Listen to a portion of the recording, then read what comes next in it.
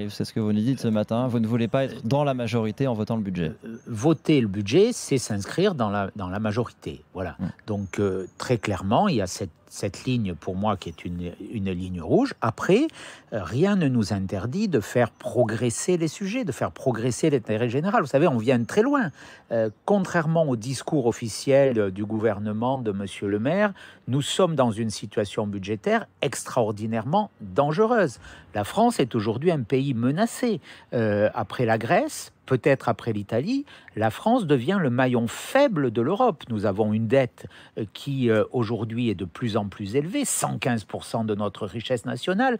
Nous avons des déficits qui sont extraordinairement élevés. Nous avons battu le déficit du commerce extérieur, 120 milliards d'euros de déficit sans doute cette année. Donc nous vivons à un train de vie qui n'est plus supportable avec nos recettes. Et donc, c'est cette fuite en avant, plus de charges, plus d'impôts, pour boucher les trous qui ont été creusés par ce gouvernement et ses prédécesseurs. Il faut changer de politique, il faut faire confiance à ceux qui entreprennent, et il faut, parce que c'est un problème majeur aussi, on parle naturellement, légitimement, beaucoup des problématiques de pouvoir d'achat qui affectent les Français, le prix de l'énergie, le prix des matières premières, le prix des équipements.